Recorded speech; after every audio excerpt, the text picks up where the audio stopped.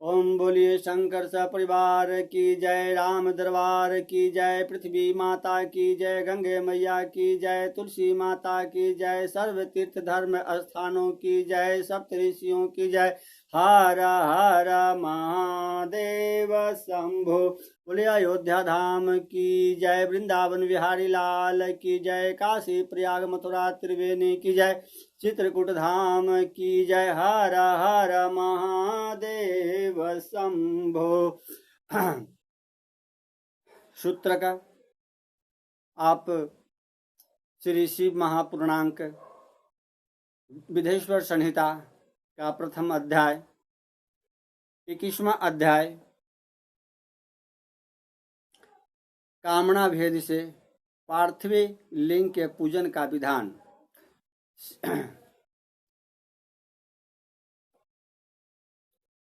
इस प्रकार श्री शिव महापुराण के अंतर्गत प्रथम विधेश्वर संहिता के साध्य साधन खंड में पार्थिव शिवलिंग के पूजन की विधि का वर्णन नामक 20वां अध्याय श्रवणपान आप कर चुके हैं।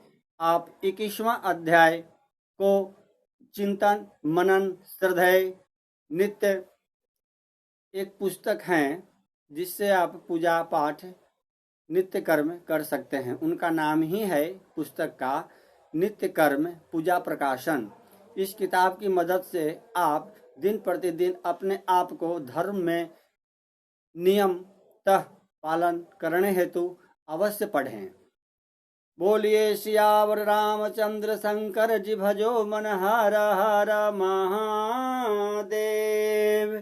आप विधेश्वर संहिता श्री शिव महापुराणांक कामना भेद से पार्थिव लिंग के पूजन का विधान आप चिंतन मनन द्वारा स्वच्छ हृदय से श्रवण पान करें।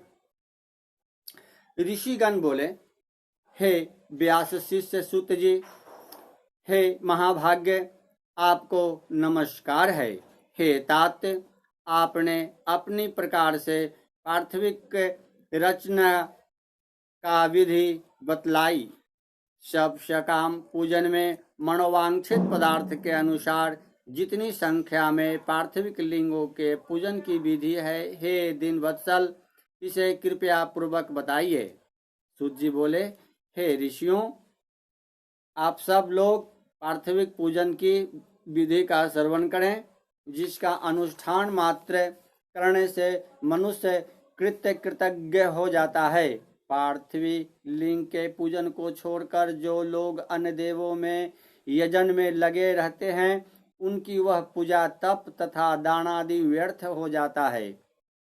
अब मैं कामना के अनुसार पार्थिव लिंगों की संख्या बताता हूँ। हे मुनिश्रेष्ठ, अधिक संख्या में अर्चन तो निश्चय ही फलदायी होता है। प्रथम आवाहन, तब प्रतिष्ठा, तदंतर सभी लिंगों का संपूर्ण अलग अलग करना चाहिए।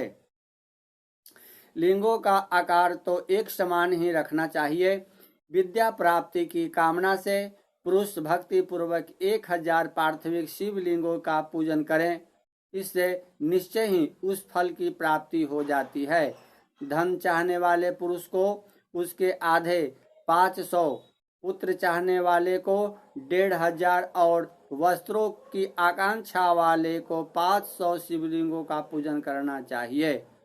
मोक्ष की कामना वाले व्यक्ति को 1 करोड़, भूमि की अभिलाषा वाले को 1000, दया प्राप्ति की इच्छा वाले को 3000 तथा तीर्थाटन की इच्छा वाले को 2000 शिवलिंगों की पूजा करनी चाहिए। मित्र प्राप्ति की इच्छा वाले को 3000 तथा अभिचार कर्मों में 500 से लेकर 1000 तक पार्थिविक शिवलिंग की लिंगों के पूजा की विधि है। कारागार आदि से बंधन से छुटकारे की इच्छा से 1500 तथा राज्य भय से मुक्ति की इच्छा से 500 शिवलिंगों का पूजन बुद्धिमानों को जानना चाहिए। चोर आदि के संकट से बचने के लिए 200 और डाकनी आदि के भय से मुक्ति हेतु 500 पार्थिविक शिवलिंगों का पूजा बताया गया है। दरिद्रता से छुटकारे के लिए 5,000 और सभी कामनाओं की सिद्धि के लिए 10,000 पार्थिव शिवलिंगों का पूजन करना चाहिए। हे मुनिश्रेष्ठों, अब मैं नित्य पूजन विधि बताता हूँ, आप लोग सुने। एक पार्थिविक लिंग का नित्य पूजन पापों का नाश करने वाला और 2 लिंगों का पूजन अर्थ की सिद्धि करने वाला बताया गया है। तीनों लिंगों का पूजन सभी कामनाओं को सिद्धि का मुख्य हेतु कहा गया है। पूर्व में बताई गई संख्या विधि में भी उत्तरोत्तर संख्या अधिक फलदायिनी होती है। अन्य मुनियों के मत के संख्या का जो अंतर है वह भी अब बताता हूँ। बुद्धिमान मनुष्य 10,000 पार्थिविक शिवलिंगों का अर्चन करके महान राज्य भय से भी मुक्त होकर निर्भय हो जाता है। कारागार आदि से छूटने के लिए 10,000 लिंगों का अर्चन करना चाहिए और डाकनी आदि के भय से छूटने के लिए 7,000 लिंगा अर्चन करना चाहिए। पुत्रहीन पुरुष 55,000 लिंगा अर्चन करे। कन्या संतान की प्राप्ति 10,000 लिंग अर्चन से हो जाती है। 10,000 लिंगा अर्चन से विष्णु आदि देवों के समान ऐश्वर्य प्राप्त हो जाता है। 10 लाख शिवलिंगा अर्चन से अतुल संपत्ति प्राप्त हो जाती हैं। जो मनुष्य पृथ्वी पर 1 करोड़ शिवलिंगों का अर्चन कर लेता है वह तो शिव रूप ही हो जाता है, इसमें संदेह नहीं करना चाहिए। पार्थिविक पूजा करोड़ों यज्ञों का फल प्रदान करने वाली है, इसीलिए सकाम भक्तों के लिए यह भोग और मोक्ष दोनों प्रदान करती हैं। जिससे मनुष्य का समय रोज बिना लिंगा अर्चन के व्यतीत होता है, उस दुराचारी तथा दुष्टात्मा व्यक्ति की महान हानि होती है। एक और सारे दान, विविध व्रत, तीर्थ, नियम और यज्ञ है तथा उनके समकक्ष दूसरी ओर पार्थिविक शिवलिंग का पूजन माना गया है। कलयुग में तो जैसा श्रेष्ठ लिंगा अर्चन दिखाई देता है वैसा अन्य कोई साधन नहीं है। यह समस्त शास्त्रों का निश्चिंत सिद्धांत है। शिवलिंग भोग और मोक्ष देने वाला तथा विविध आपदाओं का निवारण करने वाला है। इसका नित्य अर्चन करके मनुष्य शिवा सायुज्य प्राप्त कर लेता है। महर्षियों को शिव नाममय इस लिंग का नित्य पूजा करनी चाहिए।